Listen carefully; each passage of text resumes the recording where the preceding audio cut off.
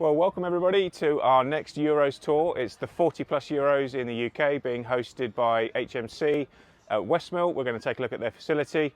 See, we've started up in the Nemo area, so anything, if you're here, you need some advice or help on our products, come and have a look, come and find us. We're in here or in the trailer.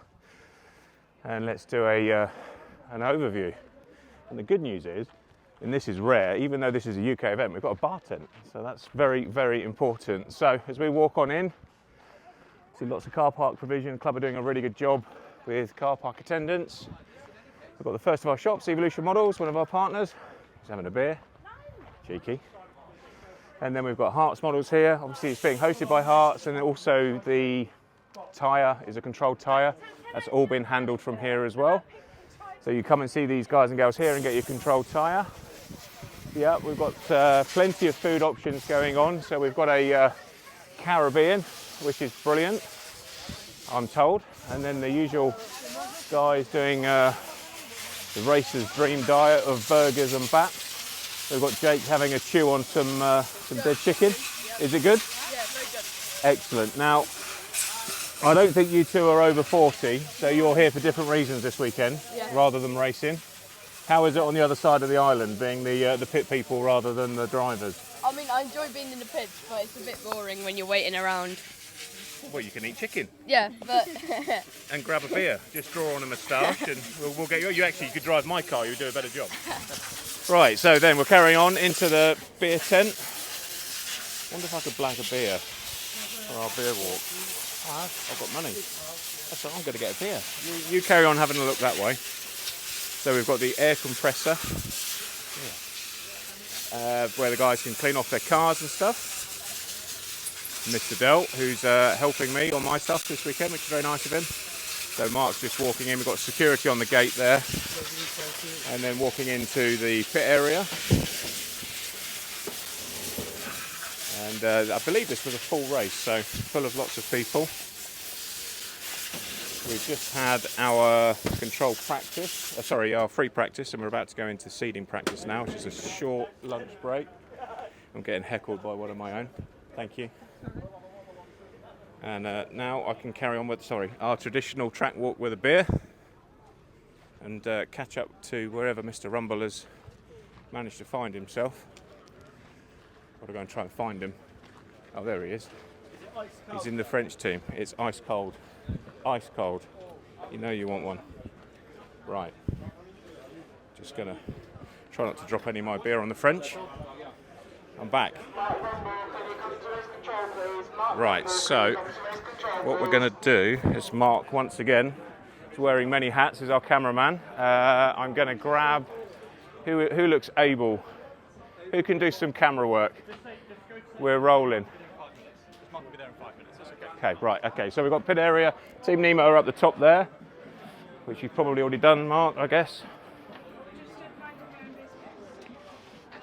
And yeah, let's go and make our way onto the track. Very nice. So warm-up area here. Come into the pit lane. This is a very long established club in the UK. And yeah, let's quickly get out onto the track.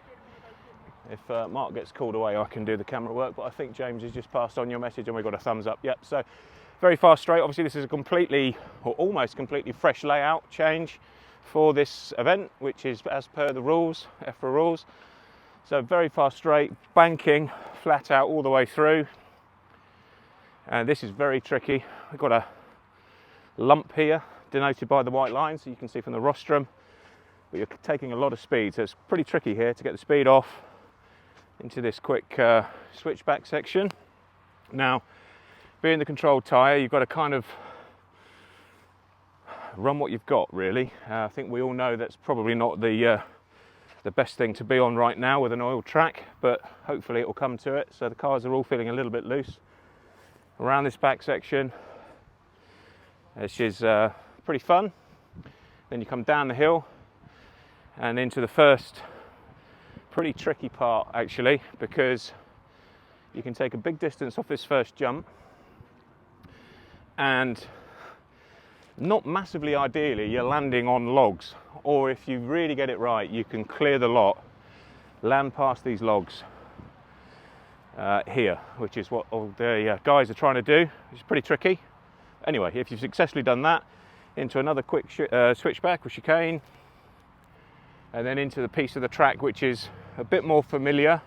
This jump section's been here for quite a long time, so hug in nice and tight, hit this first one, clear it, land in the down ramp, and yeah, hopefully it's a bit choppy here. All the changes in Astro tend to make the car sort of weave about a bit. Then jump into the bricks over this double, which is pretty tricky to get right. Obviously the old track used to go right up where our cameraman is, so you've got to try and not use your muscle memory and turn left, which as you're older gets harder. So anyway, in tight there, onto the next jump. This is really good. This new section of the track works really well. Hit this, you land in the dip, and it feels very satisfying when you're driving. Try and get enough speed off to make this apex, then into probably the trickiest bit on the track, because it's the furthest from the rostrum. There's loads of angles going on, and then also it dips away too into this sort of bomb hole almost here. So trying to keep it nice and tight. It's not been oiled on this inside line for some reason, so that's a bit tricky, but keep yourself in tight. Keep lock on more than you think you need to not hit this outer or the inside pipe, and then up and on to this jump. Fly quite far, almost into the corner at the end here. We're enjoying this sun today because the forecast for tomorrow is really poor. So yeah, in tight round here. There's a little cheeky lump here, which is difficult to get the speed off, then still hit this hard enough to land on that up ramp, where the guys and girls are doing a bit of track work, probably caused by me. Here's the main man here. Do you want some of my beer, Jimbo? Like I need it. Jimbo, this All right. is Jim Thompson from, well, he's the main man of the club.